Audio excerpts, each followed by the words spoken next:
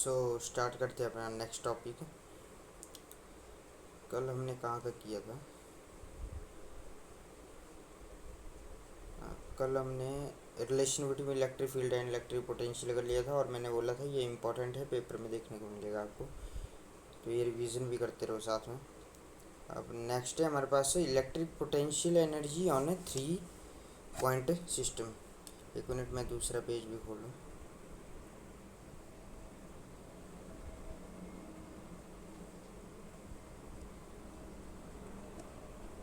So next topic है हमारे पास electric potential energy of 3 particle system. देखो पहले हमने 2 पार्टिकल सिस्टम के लिए देख लिया, अब हम देखेंगे 3 पार्टिकल सिस्टम के लिए। ठीक है, तो 3 पार्टिकल सिस्टम में पहले हम क्या करेंगे, इन्फिनिटी से एक चार्ज लाएंगे किसी पॉइंट पे, और अभी हमारे पास खाली है जगह, वहाँ पे कोई भी हमारे पास एनर्जी नहीं है। तो जब हम इन्फिनिटी से Q1 चार्ज ला रहे हैं किसी पॉइंट के ऊपर, तो वहाँ पर कोई भी फोर्स नहीं है, तो मतलब कि वर्क क्या होगा वहाँ पे, वर्क वहाँ पे जीरो होगा अगर कोई भी फोर्स नहीं है। और अब यहाँ पे हमने Q1 चार्ज को ले आए, अब हम इन्फिनिटी से Q2 चार्ज को ला रहे हैं किसी पॉइंट के लिए, पर्टिकुलर चार्ज पॉइंट के लिए।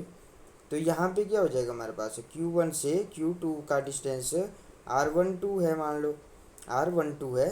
तो यहाँ पे क्या लग रहा है हमारे पास, वर्क हो रहा है। और वर्क कितना हो रहा है हमारे पास, 2 मिनट। और वर्क हमारे पास कितना हो रहा है यहाँ पे, तो वर्क हो रहा है हमारे पास V1 Q2, मतलब कि पोटेंशियल लग रहा है हमारे पास।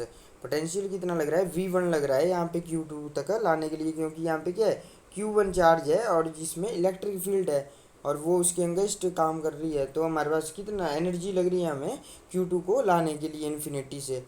तो यहाँ पे कितना हो गया वर्क, V1 Q2। पहली ये इक्वेशन होगी, दूसरी ये इक्वेशन होगी, W1 W2। अब W3, एक और पार्टिकल लाया हमने, Q3 लाया, और ये भी कहाँ से लाया हमने, इन्फिनिटी से लाया। अब इसको जब इन्फिनिटी से लाएंगे तो जो हमारे पास W3 की वैल्यू है वो कितनी बन जाएगी हमारे पास, 2 मिनट। अच्छा, यहाँ पे क्या कर रहे हैं हम, इन्फिनिटी से Q3 तक चार्ज लेके आ रहे हैं हम। तो इन्फिनिटी से जब हम Q3 तक चार्ज लाए, तो देखो यहाँ पे Q1 इलेक्ट्रिक पोटेंशियल भी है, Q2 इलेक्ट्रिक पोटेंशियल भी है। तो W1 तो जीरो आ गया हमारे पास, एक W आ गया हमारे पास V1 Q2। और V1 की वैल्यू कितनी होती है हमारे पास, इलेक्ट्रिक का पोटेंशियल कितना होता है हमारे पास, क्या वैल्यू होती है, के Q1 के अंगेस्ट अपॉन उनके बीच का डिस्टेंस, इन दोनों के बीच का डिस्टेंस Q1 के अंगेस्ट लाया। तो R12 डिस्टेंस लिया हमने इसका, और Q2 तो पहले से ही था यहाँ पे, तो Q2 हो गया। ये आ गया हमारे पास सेकंड वैल्यू। अब हमारे पास W1 W2 हो गया। अब हमने W3 देखना है, तो W3 कितना होगा हमारे पास। अब ये Q3 है, किस किस के अंगेस्ट है, एक तो Q1 के अंगेस्ट आ रहा है, एक Q1 के अंगेस्ट आ रहा है यहाँ पे। तो इसमें ज़्यादा पोटेंशियल लगेगा। एक पोटेंशियल क्या लगेगा, जो V1 पोटेंशियल हमारा वर्क पहले वाला है, तो उसके अंगेस्ट लगेगा, Q3 चार्ज ला रहे हैं, Q3 आ गया। और प्लस एक V2, एक इसको Q1 है, इसका पोटेंशियल भी लग रहा है इसके ऊपर। तो इसको यहाँ पे लाने के लिए हमारे पास क्या होगा, V2 पोटेंशियल लेने पड़ेगा हमें। पोटेंशियल क्या होता है, एनर्जी, एनर्जी लगा रहे हैं हम, मतलब कि किसके अंगेस्ट लगा रहे हैं, एक तो Q2 की एनर्जी लगा रहे हैं, Q2 के अंगेस्ट, कि हमने Q3 लाना है भाई यहाँ पे, और तू अपनी इलेक्ट्रिक फील्ड को हटा दे यहाँ से। तो पोटेंशियल लग गया, कितना पोटेंशियल लगा, Q2 का पोटेंशियल था V1, तो उतना ही पोटेंशियल लगाने पड़ेगा उसे हटाने के लिए। और Q1 पे कोई पोटेंशियल नहीं लगा था, वर्क नहीं हुआ था Q1 को लाने के लिए, क्योंकि कोई भी एनर्जी नहीं थी यहाँ पे। तो उसको हटाने में कितना पोटेंशियल लगा, V2 लग गया। तो V2 और किसको ला रहे हैं, Q3 को ला रहे हैं। तो यहाँ पे हम वही वैल्यू पुट कर देंगे, V की वैल्यू पुट कर देंगे। तो एक के V1 के अंगेस्ट कर रहे हैं हम, तो V1 कहाँ पे है, Q2 का है V1 यहाँ पे। तो Q1 Q3 अपॉन क्या हो गया हमारे पास, अपॉन R13 के अंगेस्ट, इन दोनों के बीच का डिस्टेंस R1, इन दोनों के बीच का डिस्टेंस क्या है, R13 हो गया। और ये R23 हो गया हमारे पास। ठीक है, तो R13 के अंगेस्ट ले आए अभी हम यहाँ पे Q1, ये है Q1। तो यहाँ पे Q1 के लिए पोटेंशियल कितना लग रहा है, V1 लग रहा है ना हमारे पास, तो उसके लिए यहाँ पे हो गया ये वाली वैल्यू, और प्लस V2 की वैल्यू क्या हो जाएगी हमारे पास यहाँ पे, KQ2 Q3 V2 के लिए, V2 यहाँ पे लग रहा है हमारे पास। तो कौन कौन से हैं यहाँ पे, एक K2 है और एक Q2 है और एक Q3 है, और अपॉन कितना हो जाएगा इनके बीच का डिस्टेंस, वो कितना है R23 साथ साथ में करते रहना तो डेरिवेशन का पता लगेगा, ऐसे नहीं लगेगा पता। ठीक है, अब ये थर्ड वैल्यू आ गई हमारे पास, एक ये। अब टोटल वर्क कितना हो जाएगा, टोटल वर्क हो जाएगा, इन सभी को हम प्लस कर देंगे, तो ये आ गया हमारे पास, इस साइड ही देख लो, अब प्लस ही तो करना है हमने, तो प्लस करते हैं तो क्या आ गया हमारे पास, W1 W2 W3 को प्लस करते हैं तो ये आ गया हमारे पास। ठीक है, बस ये आंसर आ गया हमारे पास। तो ये भी डेरिवेशन आ सकती है पेपर में कि इलेक्ट्रिक पोटेंशियल 3 पार्टिकल्स के लिए बताओ, क्योंकि 2 और 1 के लिए सभी को पता है पॉइंट चार्ज और उसके लिए, तो ये भी क्वेश्चन आ सकता है हमारे पास। ठीक है, बाकी ये सम्मेशन वाला छोड़ दो, ये करने की जरूरत नहीं है आपको, वरना आप कंफ्यूज हो जाओगे टोटली इसमें। ठीक है, नेक्स्ट है हमारे पास है electric potential in A external electric field. तो अब आया हमारे पास एक्सटर्नल इलेक्ट्रिक फील्ड के लिए। तो एक्सटर्नल इलेक्ट्रिक फील्ड के लिए कैसे निकालेंगे हम, हमारे पास क्या है, एक्सटर्नल मतलब पहले से ही इलेक्ट्रिक फील्ड प्रेजेंट है हमारे पास, पहले से जब इलेक्ट्रिक फील्ड प्रेजेंट है तो वहाँ पे क्या है, वी आर भी है, पोटेंशियल भी है कुछ, तो वहाँ पे हम Q1 चार्ज ला रहे हैं, एक तो Q1 चार्ज लाया हमने और एक Q2 चार्ज लाया है, इन दोनों के बीच का डिस्टेंस कितना है हमारे पास है, R12 है, इन दोनों के बीच का डेरिवेशन, यहाँ से डायग्राम देख लिया करो आप, अगर यहाँ पे पता नहीं लगे, ये हाथ से बना रहा हूँ मैं तो ढंग से नहीं बन रही है, एक बार फिर से बना के देख लेते हैं। इसमें है क्या, एक्सटर्नल इलेक्ट्रिक फील्ड है, मतलब कि पहले से ही हमारे पास प्रेजेंट इलेक्ट्रिक फील्ड है यहाँ पे, और यहाँ पे क्या है हमारे पास इलेक्ट्रिक फील्ड प्रेजेंट है, पोटेंशियल वी आर लगा हुआ है, और यहाँ पे Q1 है, और यहाँ पे हमारे पास Q2 है हमारे पास, इन दोनों के बीच का ये हो गया, और इन दोनों के बीच का जो डिस्टेंस है वो कितना है हमारे पास, ये Q1 है, और इन दोनों के बीच का डिस्टेंस कितना है हमारे पास, तो वो है हमारे पास R12 Q1 से Q2 का। ठीक है, अब यहाँ पे वर्क कितना लग रहा है हमारे पास, अंगेस्ट ला रहे हैं तो किसके अंगेस्ट ला रहे हैं, वी आर के अंगेस्ट ला रहे हैं, किसको ला रहे हैं, Q1 को ला रहे हैं वी आर के अंगेस्ट, तो Q1 इंटू वी आर, और W2 क्या लग रहा है, अब जो Q2 है हमारे पास उसको हम किस किस के अंगेस्ट ला रहे हैं, एक Q1 के अंगेस्ट ला रहे हैं, एक वी आर के अंगेस्ट ला रहे हैं, तो ये क्या बन जाएगा, एक Q2 को ला रहे हैं किसके अंगेस्ट, वी आर के अंगेस्ट, और प्लस किसके अंगेस्ट, इसके Q1 के अंगेस्ट, तो Q1 पे कितना होगा पोटेंशियल V1, जो ये हमारे पास है वर्क V1 और Q2, इतना वर्क लगेगा वहाँ पे हमारे पास Q2 वर्क क्या होता है हमारे पास है, मतलब कि ये क्या होता है हमारे पास, V क्या होता है, पोटेंशियल W/Q होता है, तो यहाँ पे हमारे पास वर्क क्या आ जाएगा, V और Q, तो हम वर्क कितना कर रहे हैं Q2 को लाने के लिए वी आर के अंगेस्ट कर रहे हैं हम कितना, एक तो Q2 को ला रहे हैं किसके अंगेस्ट, वी आर के, तो एक तो ये हो गया, और दूसरा हम Q1 के अंगेस्ट कितना कर रहे हैं वर्क, तो Q1 के ऊपर कितना वर्क लगेगा हमारे, V1 Q2 को ला रहे हैं तो Q2। ठीक है, अब नेक्स्ट क्या हो जाएगा हमारे पास, अब बस डेरिवेशन करनी है, इसमें ज़्यादा उलझने की बात नहीं, आपको वर्क की तो निकालना है, Q1 वी आर पहले के लिए, देखो ये Q1 है, Q1 किसके अंगेस्ट लाया हमने, वी आर के अंगेस्ट लाया, तो Q1 वी आर हो गया वर्क, और W2 मतलब कि Q2 को ला रहे हैं हम, तो वर्क कितना लगेगा हमारे पास, वर्क होता है V इंटू क्यू, तो एक तो वी आर के अंगेस्ट ला रहे हैं, तो वी आर क्यू किसको ला रहे हैं, Q2 को ला रहे हैं वी आर के अंगेस्ट, तो Q2 वी आर, जैसे हमारे पास ये हुआ था पहले वाला वैसे ही, और प्लस एक हम Q1 के अंगेस्ट भी ला रहे हैं इसको, Q1 पे कितना पोटेंशियल है, V1 है, और किसको ला रहे हैं, Q2 को ला रहे हैं, तो बस वैसे हमने लिख दिया इसको। अब यहाँ पे हम क्या करेंगे, वी आर है, इस पे हमें पोटेंशियल पता नहीं है कि कितना है, तो इसको वैसे ही रहने देंगे हम, Q2 वी आर प्लस कर देंगे, और यहाँ पे V1 की वैल्यू कितनी हो जाएगी हमारे पास, KQ1/R12। V1 की वैल्यू हमारे पास है। इन दोनों के बीच का डिस्टेंस कितना है, R12, और V1 इन दोनों के बीच में ही है, तो V1 क्या होता है, KQ1 किसके अंगेस्ट, Q1 के अंगेस्ट, पॉइंट चार्ज के अंगेस्ट, तो Q1/R12 इंटू जो भी है हमारे पास है क्यू नहीं सॉरी Q2 है ना, ये वाला Q2, तो Q2 हो गया यहाँ पे।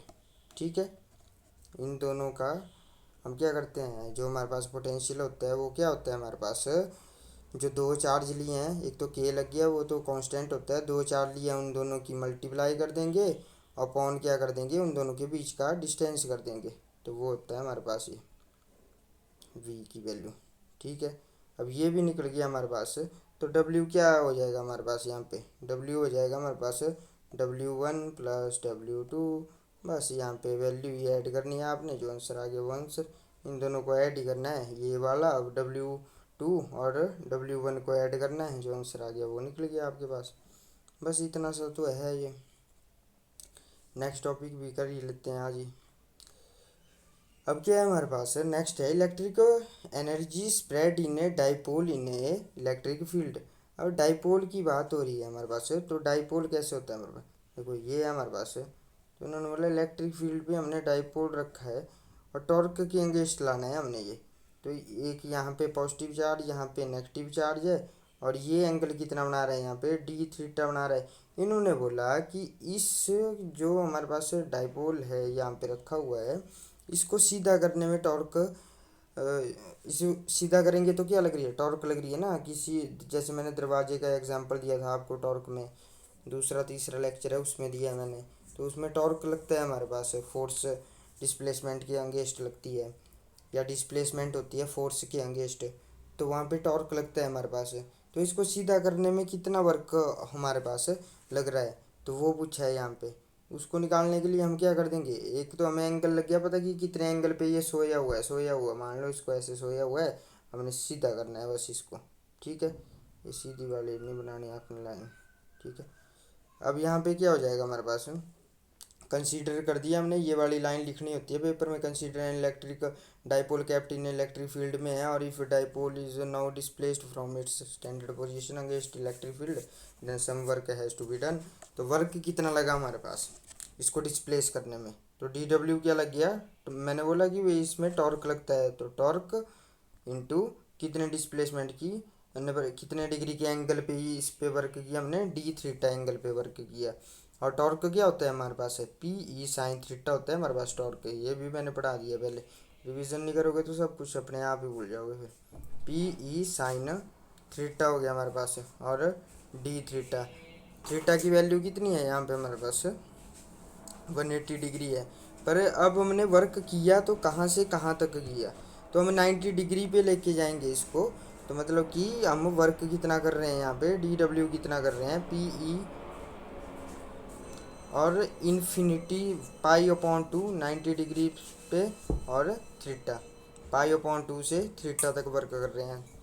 जब भी साइन थीटा कॉस थीटा आ जाता है तो इंटीग्रेशन लेनी पड़ती है, ऐसे नहीं होते हैं क्वेश्चन सॉल्व, इंटीग्रेशन के बिना नहीं होंगे क्वेश्चन सॉल्व। ठीक है, और बाकी जो है अंदर वही लिख दिया हमने, साइन थीटा डी थीटा, तो डी थीटा के अगेंस्ट ले रहे हैं, तो थीटा वाली टर्म ही हमने अंदर छोड़नी है, डब्ल्यू की वैल्यू क्या आ गई, PE बार आ गया क्योंकि थीटा नहीं है इसमें, और π/2 से लेके थीटा तक sine of theta, sine of theta d theta. ठीक है, अब साइन जब इंटीग्रेशन होती है साइन की, तो वो किस में कन्वर्ट हो जाता है, कॉस में कन्वर्ट होता है, माइनस कॉस में, साइन माइनस कॉस में कन्वर्ट हो जाता है, और जो कॉस होता है वो साइन में ही कन्वर्ट होता है, माइनस नहीं लगता है उसके साथ। तो इंटीग्रेशन की भी हमारे पास नॉलेज होनी चाहिए, +1 में आपको ये सब कुछ पढ़ाया होना पहले से। तो यहाँ पे क्या हो जाएगा, PE वैसे ही छोड़ दिया हमने, और साइन चेंज हो गया किस में, माइनस कॉस में चेंज हो गया, माइनस को बाहर ले आए हम, माइनस को बाहर ले आए हम, और यहाँ पे कॉस थीटा में चेंज हो गया, और कहाँ से कहाँ तक लेनी है हमने, π/2 से थीटा तक लेनी है। अब हम क्या करते हैं, जो अपर लिमिट है, अपर लिमिट में से माइनस कर देंगे लोअर लिमिट को, थीटा की जगह पहले थीटा डालेंगे, उसके बाद पाई अपॉन 2 डालेंगे और माइनस कर देंगे माइनस पी ई।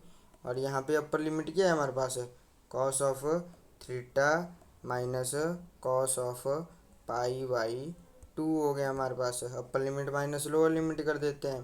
देखो इंटीग्रेशन का पहला रूल होता है, पहले तो हमें जो अंदर दिया है उसको कन्वर्ट करेंगे, किस में कन्वर्ट हो गया, साइन कॉस में हो गया। उसके बाद हम लिमिट को डालेंगे, जहाँ पे थीटा की जगह है ना, डी थीटा है तो थीटा की जगह हम लिमिट को डालेंगे। वो डाल दिया हमने, यहाँ पे निकल गया हमारे पास डब्ल्यू की वैल्यू कितनी आ गई हमारे पास, माइनस पी ई और कॉस थीटा माइनस ये, तो cos theta minus pi upon cos pi upon 2 होता है 90 डिग्री, 90 डिग्री कितना होता है, जीरो होता है, कॉस 90 डिग्री जीरो होता है हमारे पास। लर्न होनी चाहिए आपको वैल्यू 90 डिग्री तक, जीरो, जीरो, 30, 45। तो आपको साइन की वैल्यू अगर लर्न होगी तो ये सभी आप कर लोगे। पंडित बद्री प्रसाद, नहीं नहीं सॉरी, वो वाला रूल नहीं है यहाँ पे, दूसरा वाला ये वैल्यू लर्न करने का। तो वो 11th में आपको सभी रूल बताए हुए हैं कि भाई कैसे आपने कौन से लर्न करने हैं। पर चलो ये आपको पड़ती है जरूरत ज़्यादा से ज़्यादा 90 डिग्री की, 180 डिग्री की, तो वो तो आप ऐसे भी लर्न कर सकते हो। क्वेश्चन में जैसे जैसे आता चलेगा वैसे वैसे लर्न कर देना है। तो यहाँ पे जैसे आ गया cos 90 degree, pi upon 2 90 degree होता है, तो कॉस 90 डिग्री की वैल्यू कितनी होती है, जीरो होती है, याद रखनी है बस। और यहाँ पे क्या आ गया हमारे पास, आ गया हमारे पास आंसर, तो minus P E cos theta answer आ गया हमारे पास, डब्ल्यू की वैल्यू आ गई हमारे पास। अभी यहाँ पे क्या दिया है, वैल्यू तो हमने निकाल दी, ये भी क्वेश्चन पेपर में देखने को मिलता है, 2-3 डेरिवेशन है वो लर्न करनी पड़ती है, समझनी पड़ती ही है। This work store in the form of potential energy, ये वर्क का पोटेंशियल एनर्जी मतलब कि डब्ल्यू की जगह हम यू लिख देंगे, बस हो गया पोटेंशियल एनर्जी के अगेंस्ट। और work done in a rotating dipole by 180 degree पे अगर हम रोटेट करते हैं तो कितनी वैल्यू आती है हमारे पास, डब्ल्यू 2 पी ई आ जाती है। 90 पे करते हैं तो minus P E cos theta आता है, और अगर हम 180 पे इसको कन्वर्ट करते हैं तो 2 पी ई आ जाता है हमारे पास, कितना आ जाता है, 2 पी ई। ठीक है, तो ये हो गया हमारे पास। अब बस हमारे पास कैपेसिटेंस रहा, थोड़े से टॉपिक रहे, 2-3 टॉपिक कल तक या परसों तक ख़त्म कर देंगे, फिर केमिस्ट्री का सेकंड चैप्टर कर देंगे और 4 चैप्टर आराम से कर लेंगे हम इसके पेपर से पहले पहले। So okay.